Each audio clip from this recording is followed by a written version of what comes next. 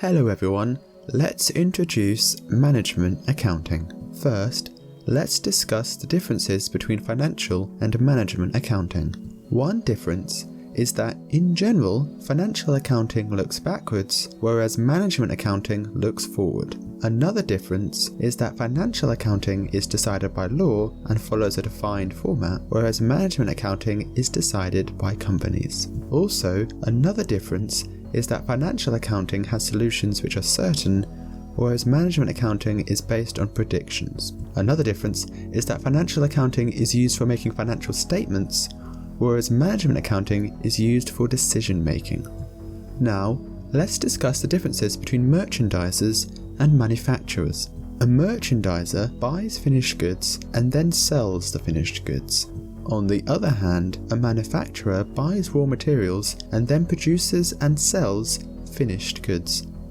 Next, let's discuss the differences between direct and indirect costs. A direct cost is when the cost is known or can be traced when looking at the product, for example, materials and labour for the product or service. Hence, direct costs can easily and conveniently be traced to a unit of the product or to another cost objective.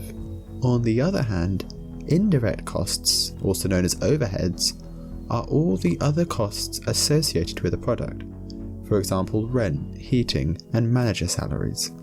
Thus, indirect costs cannot be easily and conveniently traced to a unit of product or other cost objective.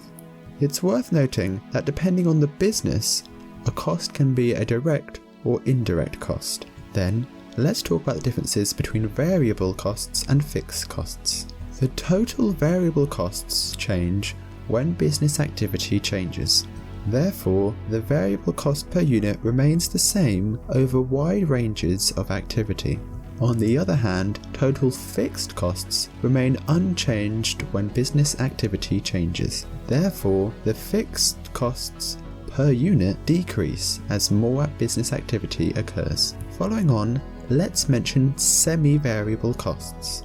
A semi-variable cost is when part of the cost is fixed and part is variable. To work out how much is fixed and how much is variable, we use the high-low technique, which involves comparing the cost at the highest level of output to that of the lowest output. As ever, thank you for watching.